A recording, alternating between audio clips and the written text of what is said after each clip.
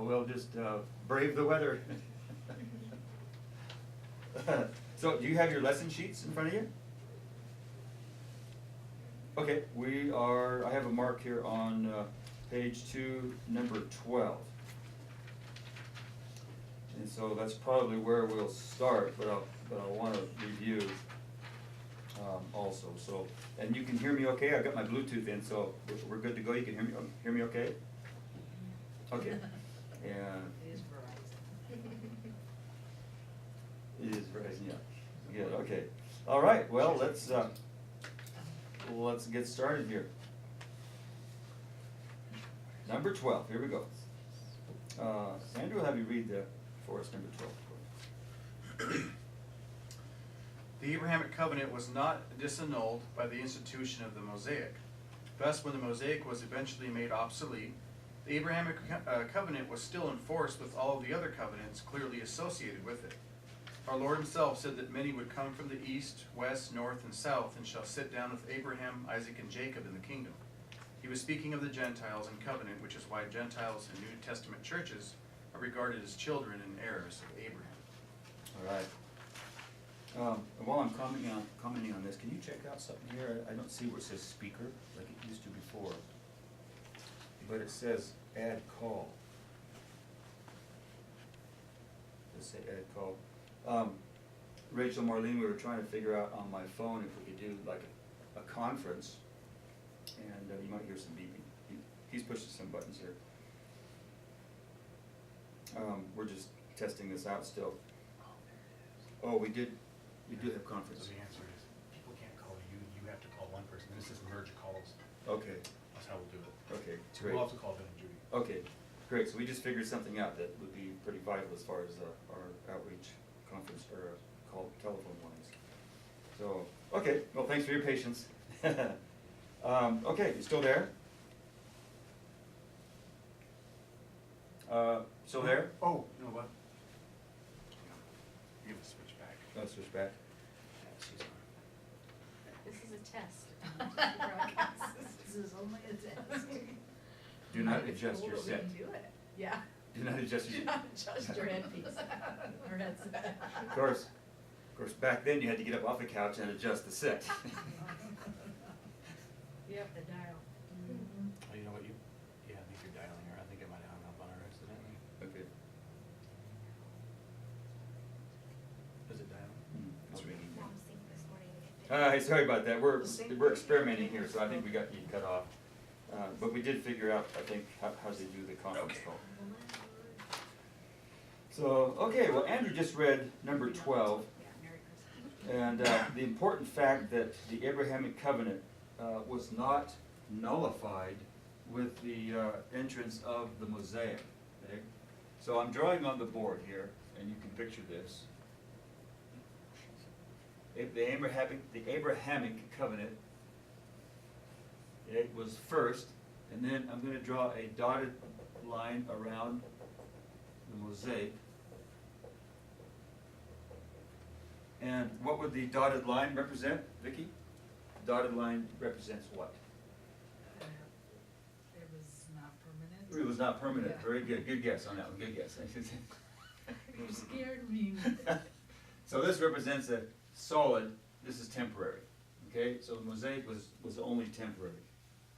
All right. So then we noted that the Abrahamic was still in force, and so now if we just take and just wipe this out, Jesus fulfilled the Mosaic. We don't offer animal sacrifices anymore, and we're not really associated with the Jewish temple. He fulfilled all of that. And so now it reverts back to the previous covenant, the Abrahamic, so that's still intact. And then we noted, I don't have the verse reference for that, but we did notice that Jesus himself said that many would come from the east, the west, the north, and the south. In other words, all quarters of the globe, okay, all directions, and would sit down with Abraham, Isaac, and Jacob in the kingdom. Okay? Of course, he was speaking of Gentiles. And so as we are folded in from all quarters, all directions, we're all going to sit down in this kingdom. All right, so now we look at the New Testament, or the New Covenant, or New Testament. Number 13, Julie will give you that one. The new covenant made with the apostles who represented the remnant of Israel and nucleus of the New Testament, ecclesia, is the Abrahamic covenant renewed and confirmed in Christ, Romans 15:8-11. All right, let's look at that, Romans 8:15.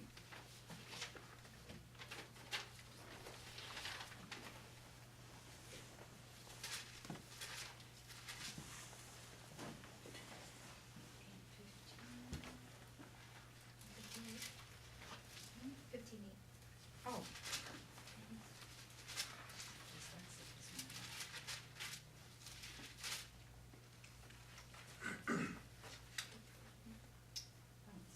Now I say that Jesus Christ has become a servant to the circumcision for the truth of God, to confirm the promises made to the fathers, and that the Gentiles might glorify God and for his mercy, as it is written.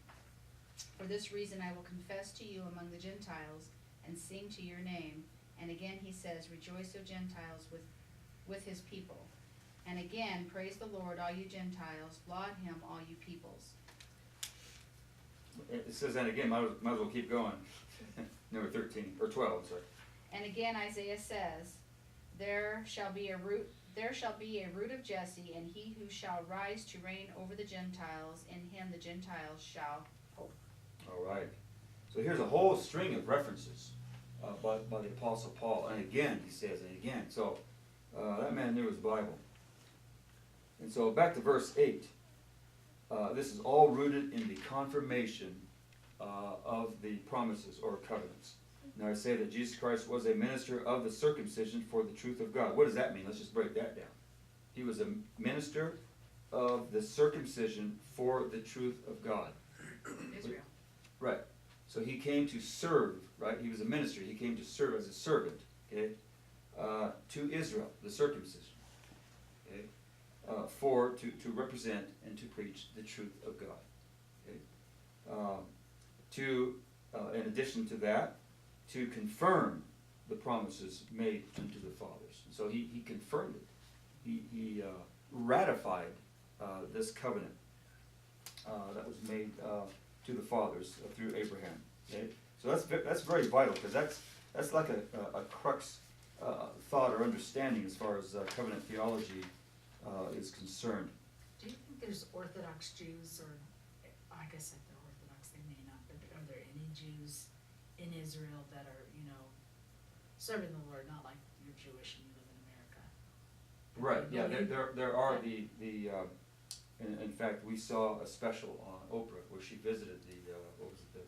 Right, but do they believe any of this when you see it in the New No. Testament? They don't believe any of it? No, unless you're a Messianic Jew. If you're among the Messianic Jews, which are not, New Testament church, but they are Jewish. They cling together because of their Jewish heritage and roots. They have embraced Jesus as the Messiah. Okay? So you've got New Testament church, where according to Romans 11, you got Romans 11. If these believing Jews, if the unbelieving Jews then change their mind to become and believe, then they are grafted back onto their own tree. Well, we've already understood that tree is representative of the covenant, which Jesus came to ratify with his church. And so you cannot disassociate the ratification of the Abrahamic covenant and the Lord's church. That's why he established the church. And so there's where it all kind of just fits in. That being said, so that a Jew who believes and is baptized, a blood Jew now, Jewish heritage, believes and is baptized by a scriptural New Testament church, he is a branch grafted back onto that tree.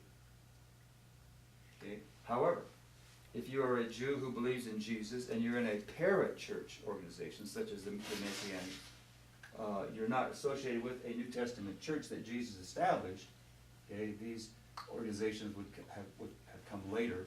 Okay, hundreds of years past his beginning his church. Nonetheless, you are a believing Jew. You're not in the covenant. That's only through the New Testament church. Okay? But there are those groups, those Messianic Jews, and then your Orthodox Jews.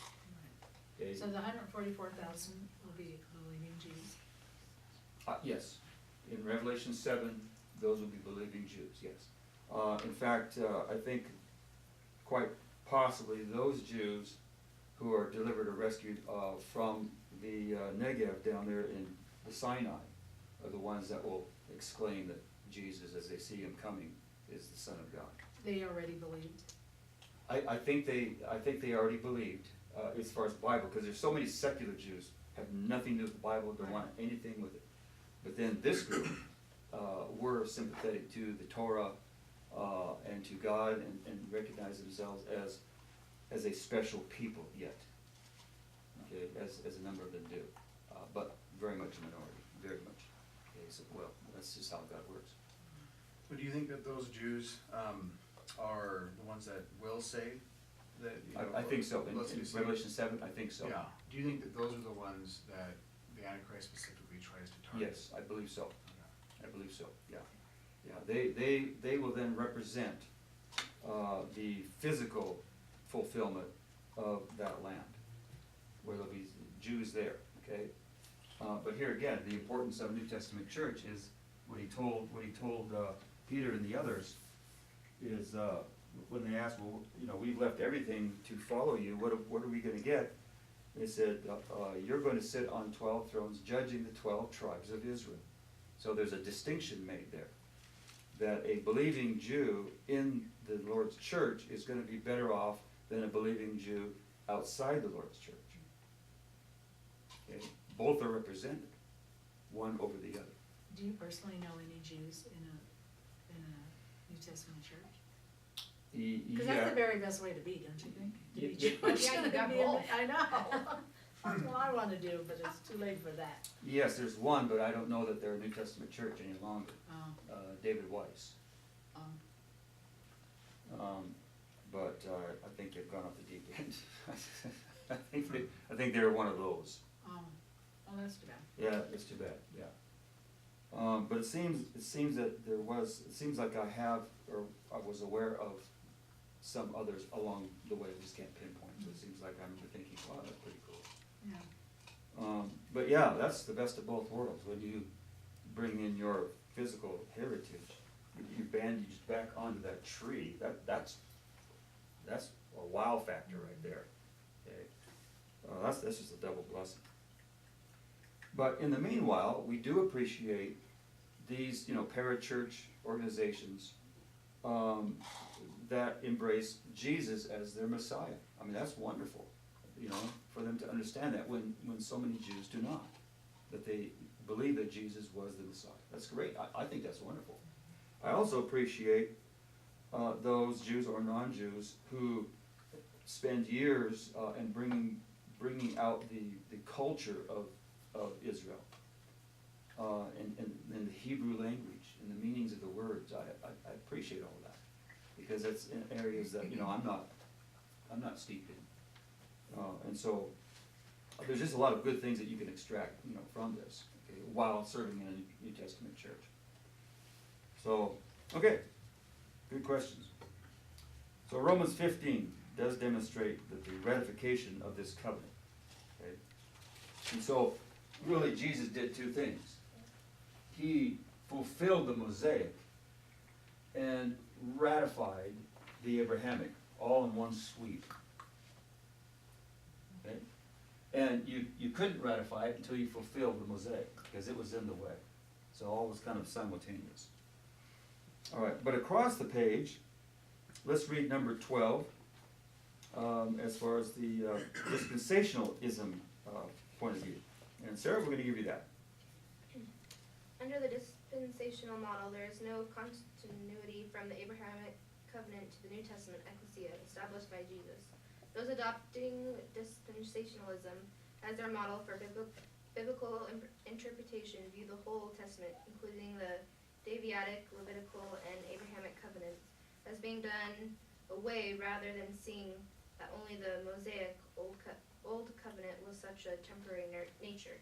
Okay, now when I say done away, I'm talking about, literally they're done away. I mean, literally, there's no kingly line established right now, okay, under the Davidic covenant. Literally, there's no priests offering, the Levitical priests offering up sacrifices. So when I say done away, they're done away as far as their continuing practice, okay? But the notion or concept or the abstract thought of it, the idea or the notion of having a continual line of priests, a continual line of kings, is embedded in this. It's rooted in this. This show the beginnings of this concept that God had in mind. Because God had in mind, I believe all along, to separate out humanity and to structure a government. I believe all along. It's just that we see it only unfolding, through the ages. But when I say done away, they don't see the connection at all, that these have their proper place and then are brought forward in that regard. And if they do, then they have succumbed to the great error of believing in the universal, invisible, mystical, worldwide so-called church. So that in their view, if they do understand or see priests or kings in the future, it would be all the saved will end up being kings and priests. So it really doesn't matter what church you were affiliated with. It doesn't matter even if you were baptized. As long as you are saved, guess what? You get to wear the robe of a priest and a king, and a crown of a king. So really, it just doesn't matter. It all washes out under the universal church theory. That just because you're saved, you get it all. Okay, and even the idea of, if you talk about kings and priests, that was already established pre-David and in the order of Melchizedek. there you go. So he was already there Mm-hmm. as a priest and a king. Yeah. He was the king of Salem, and Yeah. he was also a priest. And so Abraham took his, tithe Uh-huh. and gave it to, Melchizedek, and he offered it on his behalf. Yeah. So you already see that king priest was there Mm-hmm. before Abrahamic covenant. Before the Davidic covenant for the king, and then before the Levitical covenant for the priest. The seed was there, wasn't it? Yeah. So then that ties Yeah. directly in with Abraham. Yeah. So, not that the other covenants weren't needed. It's just that, God purposed this such that, it was already predated all those Yeah. others. Yeah.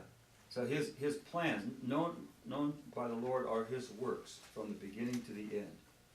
God isn't making this up as he goes along. This is already something pre-established, predetermined in his mind. It's just unfolding. I remember that handkerchief I told you about where you got your family, monogram on there. And but it's all folded up into like a 4-inch square. And you see a little bit of it, but you unfold, as you keep unfolding it, you see more of this diagram or this emblem, okay, that was imprinted onto the handkerchief. But you have to unfold it to see this. So that's what God has been doing. And then with each unfolding or each dispensation, the people who live under that dispensation are then responsible for how much that handkerchief has been folded up to that point by faith. Okay? So the next generation, next dispensation, God unfolds a little bit more. Now those people are responsible for what they're privileged to see and to experience. Okay? I would say by now, God's just about unfolded almost the whole thing, wouldn't you? I don't know of any other major revelation that's coming. There's the unknown specifically in Revelation, but we see that's coming. That we have a picture that is on its way. We just don't know all the particulars, but there's a lot of details are given. But then we see beyond that the millennial age, and we see beyond that the eternal age. So I don't know how much more unfolding per se that he says, well, I haven't told you everything. I think he's pretty much told us everything. It's just that we don't have a clear vision of it quite yet. All right, any thoughts on that? Okay, Julie, any thoughts? Any thoughts at all? Well, actually, what you just said about how he's pretty much revealed, but I think in the scriptures he's pretty much said that too. Yeah. Maybe not in we can only handle so much. I mean, really, we can only handle so much information. And in fact, even his apostles, who were with him for 3.5 years, and the information they got, and what they actually saw, there was much more that they needed to learn, and he says, but you would not be able to stand it. You couldn't absorb it. Well, and some of the things that he told them through prophets and, scriptures and different things, that they didn't get it until after it happened, just like when, after Jesus left, the apostles didn't understand They didn't understand. what he was saying. Right, right, yeah. So even when it was before their eyes, they didn't perceive what was going on until, And you can see, just this last time, I mean, a lot's changed even since, the late '80s when I probably first read Revelation. About all the seals and all that, but you can really see it. I mean, it is like, this world is so interconnected. It's unbelievable that, if such and such a nation is, rocked by whatever, then it's gonna affect other nations, and so we're all very, very interconnected. And so that's why when you look at, the first seal of the horseman going, the man of the horse going out and conquering peacefully, and then taking away that peace, and you see violence, and then you see inflation, and then comes, you just realize, well, how can inflation in Asia, I'm talking 2,000 years ago, ever affect what's going on in South America? It would, right? They wouldn't even know about each other. right. But the fact of the matter is, we are so interconnected now that this is like a domino effect in it. And not only that, but then you have violence, and then, it's just cosmic disturbances, just our knowledge of the stars, our knowledge of the science, all those things God's revealed, and He really has stepped on the gas as far as technology goes. Yeah. We've just in the last 100 years, from 1900 to 2000. Well, the internet has really shrunk our world. That's exactly it. And not only that, but it's also, you look at it like later on Revelation talks about the merchants and being done, basically, their game is up in one day. And that to me is a crash of the financial system, which is linked directly to the internet. It's like the new iPhone, pretty soon, it's already here, just not widespread yet, you're not even gonna have to get your card out of your wallet to pay for something, as if that's not convenient enough. There's no more cash, you can take your wallet out and then just wave it in front of something, and then, not your wallet, your phone. Apple Pay is what it's called, but that's their version of it. But you basically are just gonna take your phone, scan it, put it back in. So your phone's becoming your hub of everything you do. All the information, all the communication, all of the financial, medical record. I mean, your phone's basically gonna be everything. Well, I paid for this Bluetooth by swiping this phone over, when I called up my ISIS, not that ISIS. They renamed themselves. Yeah, they renamed themselves, yeah. I called up my ISIS card, there's a picture of the ISIS card on there, of course. Waved that over the scanner or whatever, and it withdrew the free $40 that Verizon had given me. Right, and And then spent it also, on this. what else is on there? The thumbprint reader. Yeah. So we're talking about everything you are as a person, financial, physical, medical, it's all on your phone now. Yeah. And it's only gonna be even more so. And it's like, people say they can't hardly get interviews for jobs if they don't have a Facebook account or something like that, so they can check you out. Right. If you don't have a cell phone, you will not be able to do hardly anything in the future. Yeah, yeah, it's just so happening, and it's, like it or not, you're almost forced, Yeah. because, if the world's going that direction, then, like you said, and you can't get a job or even be considered, then they're indirectly forcing you. You could say, I'm still not, okay, while you couch surf, because you don't have any, okay? Or you can just say, okay, but you realize that a lot of people think that this is like the mark of the beast, and this is all, mark of the beast. It's not the mark of the beast. Okay? Technology, I think, will play into this, but it's not the mark of the beast. The beast hasn't shown up yet. The Antichrist hasn't shown up yet to establish this mark, implement this mark. And the mark is more than just technology. It's a religion.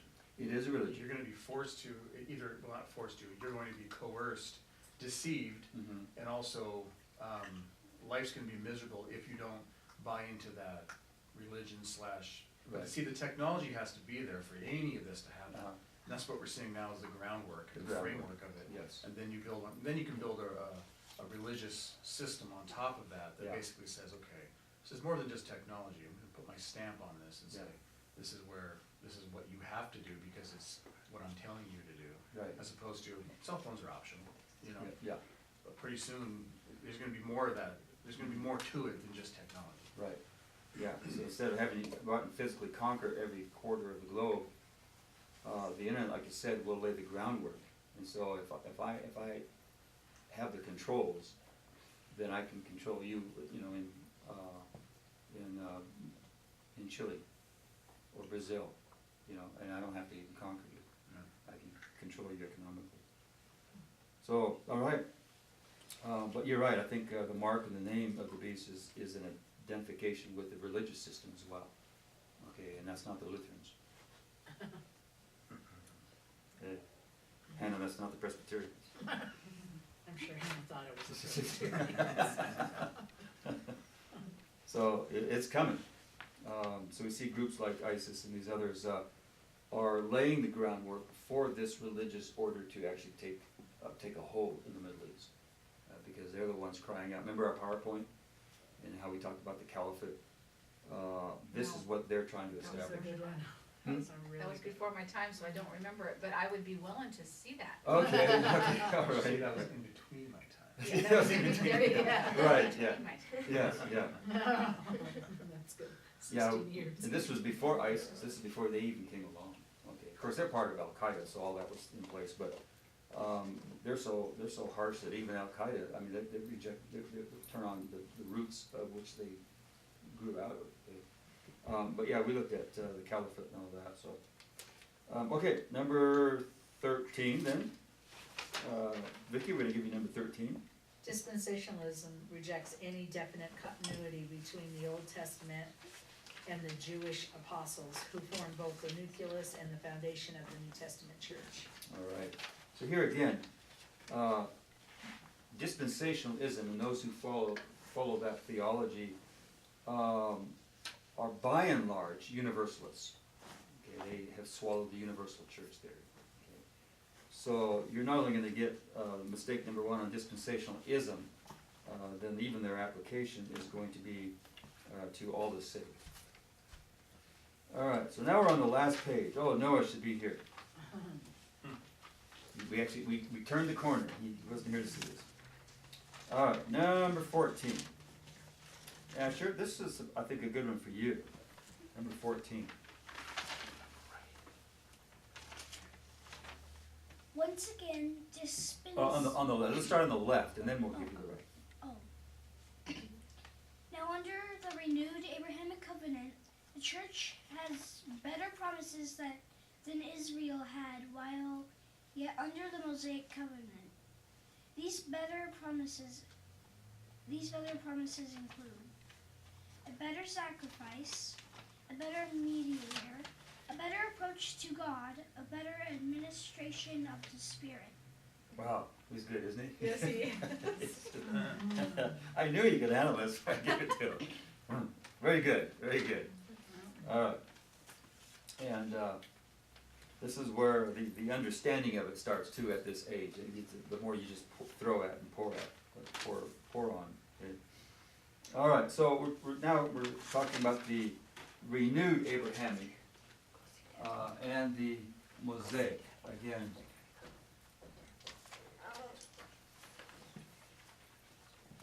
So the renewed. Well, let's do this. Actually, now we have to kind of, as far as our timeline, now we have to put the Mosaic over here. As far as time goes. Okay? And then this is the renewed Abrahamic. Okay? Otherwise known as the what? The new covenant. Now here again, the differences between covenant theology and dispensationalism, those two approaches to the scriptures, are that the both see the new covenant as a new covenant. Okay? So, no matter what side of the aisle you're on, you see this as a new covenant. But only one sees it as a continuous flow of God's purpose, reaching back to the Abrahamic. So really, when we say new covenant, we really are referring to the renewed Abrahamic. So there's your continuity. Jesus ratified it, rewrapped it in upgraded and updated principles, reverting back to the faith of Abraham, not so much the works of the law. Okay? So when Jesus talked about comparing the two, because they kept coming up against him with the Mosaic law, throwing that in, because that's all they knew per se. They had been under it for so long. Jesus kept referring back to the principles of the law and the spirit of the law, the faith that it took, and not so much the works. Now he didn't deny the works, because then that would be breaking the law. So when he would heal someone, what would he tell them to do? Show yourself to Go show yourself to the priest. Okay? So if you're cleansed of leprosy, you had to go present yourself to the priest, and he would examine you and pronounce you clean. Okay? And so he didn't break any of that. Okay? He respected that. He said he didn't come to destroy it, just to fulfill it.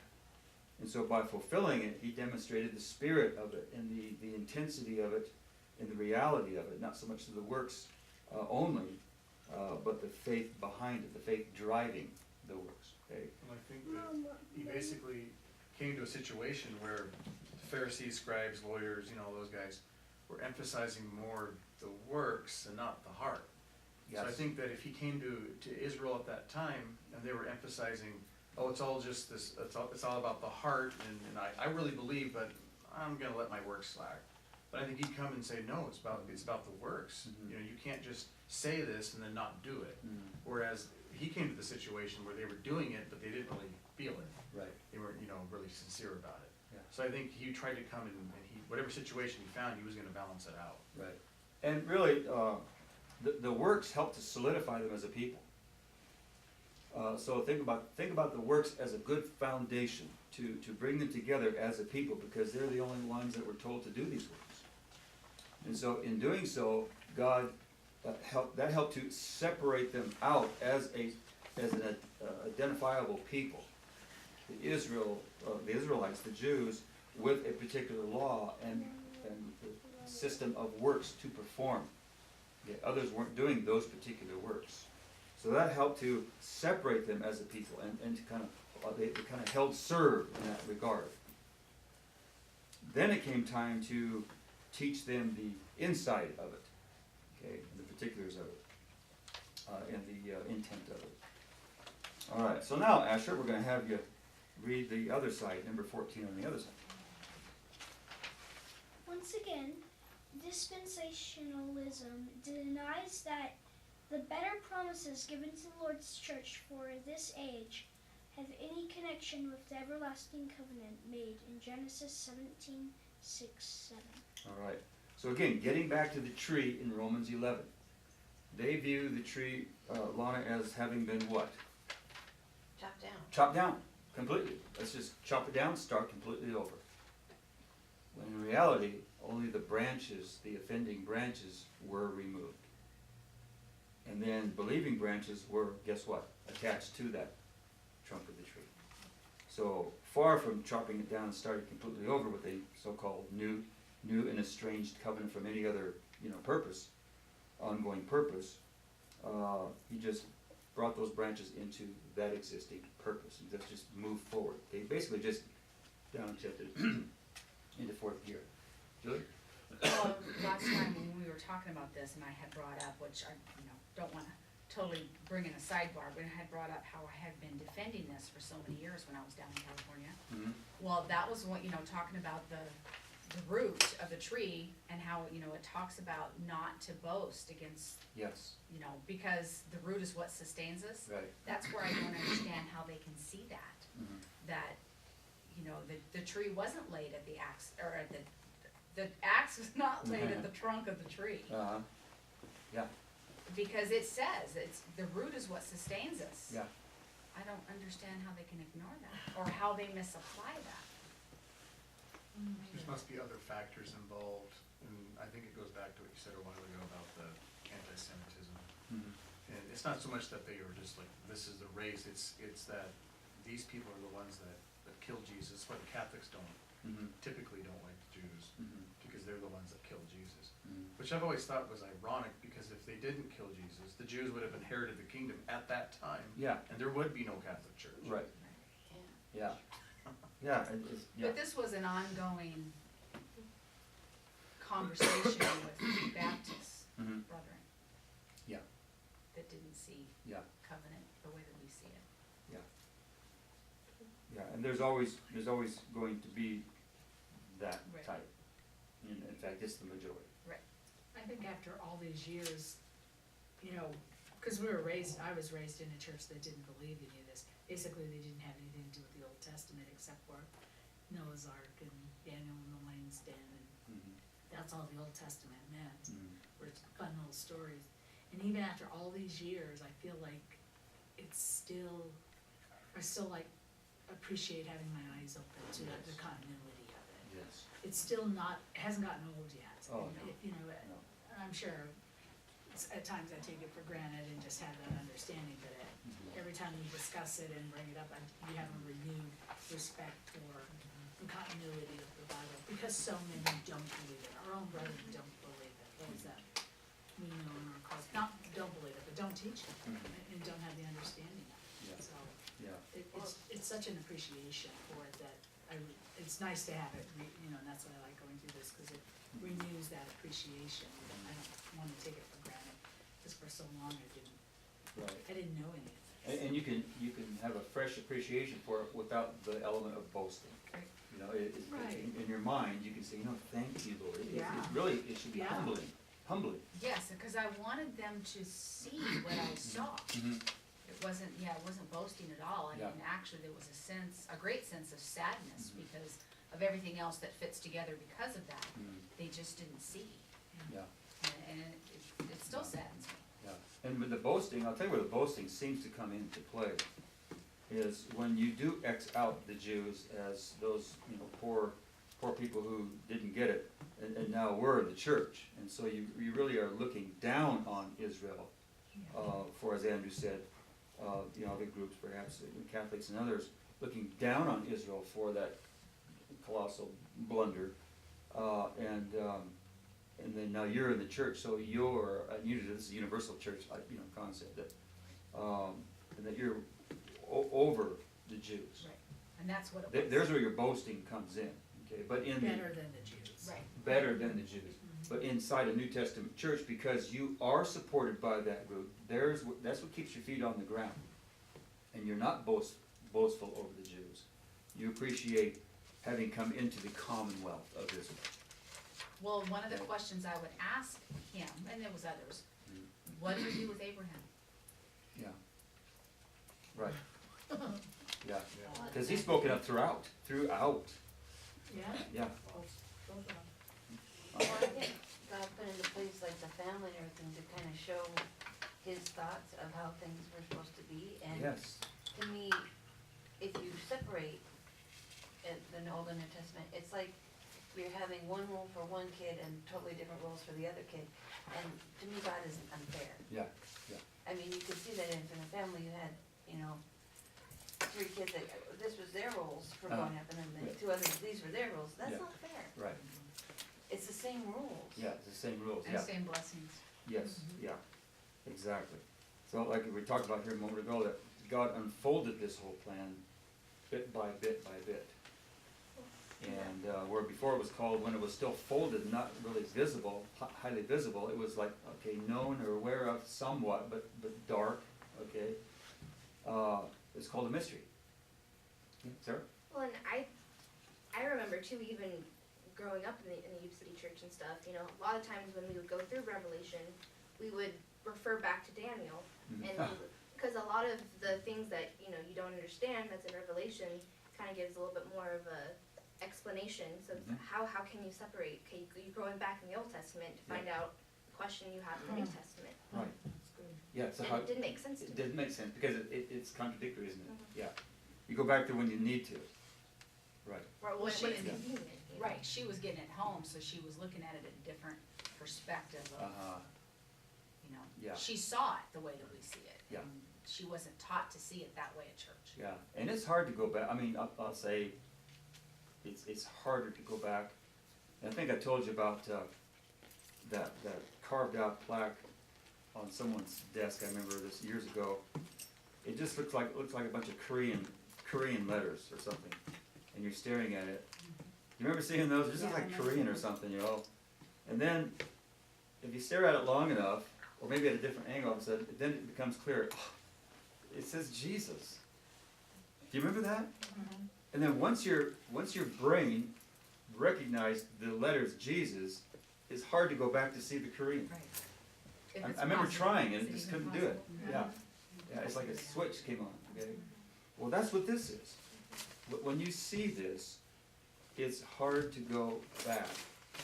And even those who fall away, I think very few fall away back into the former understanding. They'll fall back in the flesh, but I don't know if they necessarily fall back, oh, I don't believe any of that anymore. I think their minds were enlightened, and they could see it, but the flesh got in the way. You see the difference? Okay. So I think in their minds, perhaps they know that it's coming. Everything they were taught is coming, and they're not going to be ready for it. But that doesn't mean they don't believe. I don't believe any of this. I think underneath they do believe that they were taught was true, but they just let the flesh get in the way. But was almost impossible to go back to see the Korean. Okay, we should get a picture of that sometime. I've never seen that. You haven't seen that? I don't even know what you would call it, but it was just carved out like it was It's laser not cut. Korean, I think it's just squiggly lines. It was squiggly line, but it looked weird to me. It looked like, some kind of odd language. But that's what it turned out to be. It turned out to be Jesus. All right, well, let's wrap this up. Point number 15. And Linda, we're going to give you on the left. I don't have it. Oh, you don't have My it? sheet's at home in my Bible. Oh, okay. Here you go. Okay. Thank you. Asking you, should we? That's right. Yes. Okay, number 15. Please, on the left. So is it the left one or the right one? The left, yeah. Okay. We'll give Lana the right side. Okay. Thus, the covenant model sets forth the position that the faithful of the Old Testament era, already in covenant fellowship with God, will be joined by the engrafted ecclesia, spiritual seed of Abraham, into the everlasting covenant, made with the Father of the faithful. Together they will be granted an abundant or bridal entrance into the everlasting kingdom of our Lord. 2 Peter 1:11. The saved but unfaithful will dwell as subjects outside the city in the future kingdom ages. Revelation 21:24. So really, they're getting what they wanted. Okay, well, what do you mean by that? Well, if a subject didn't want to learn to rule, not a subject, if a person didn't want to learn to rule and put themselves under the discipline, and learning to rule is what, Andrew? It's not easy, okay? So if they didn't want to put themselves under that discipline and to continue that process with their eye on the prize, then they would not really fit into that element in the city. And so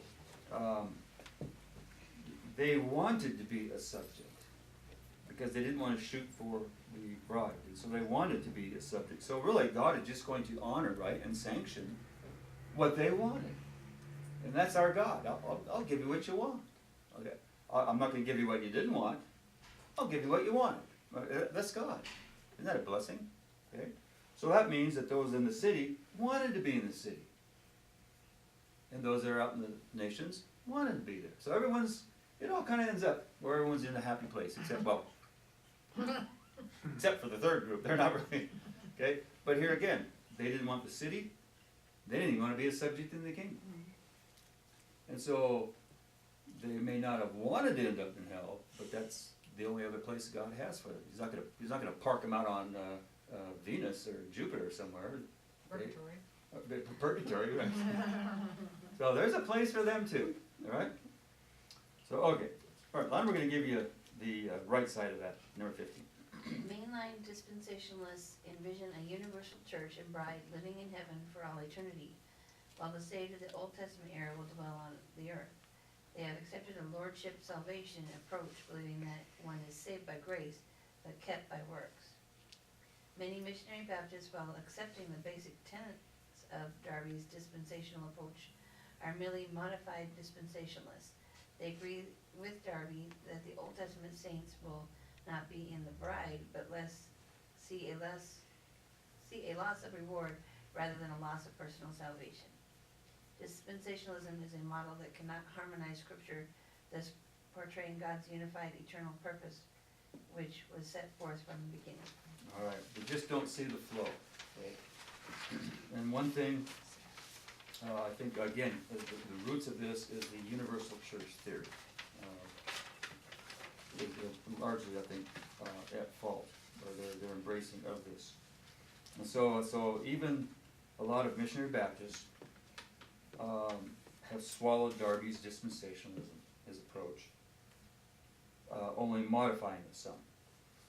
Instead of the lordship salvation that so many believe, that you lose your salvation if you're not continually working lordship. You must be Lord of your life or you lose your salvation, lordship salvation.